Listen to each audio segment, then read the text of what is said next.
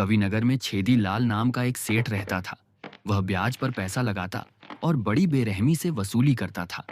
हिसाब किताब का इतना पक्का कि न उद्धो का लेना न माधो का देना।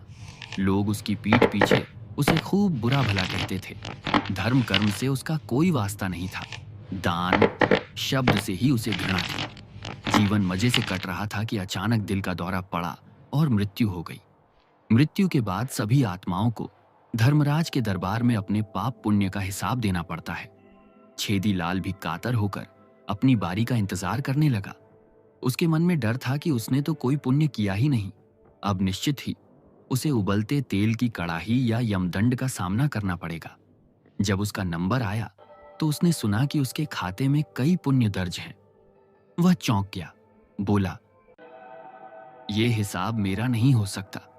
मैंने कभी कोई पुण्य किया ही नहीं।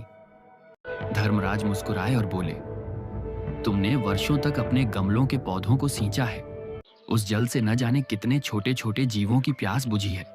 तुम्हारे आंगन में रहने वाले कबूतरों ने भी उस जल से तृप्ति पाई। यह सब पुण्य तुम्हारे खाते में दर्ज है। तभी दो कबूतर भी वहां आ पहुंचे और गवाही दी कि वे लंबे समय तक गमले के पानी से प्यास बुझाते रहे। इतना ही नहीं, पितरों ने भी आकर कहा, पितृपक्ष में पौधों को सींचना किसी भी तर्पण से कम नहीं है। इसका पुण्य भी जोड़ दिया जाए। छेदीलाल भावुक होकर रो पड़ा। उसने कहा, यदि यही पुण्य है तो कर्मकांड क्या है?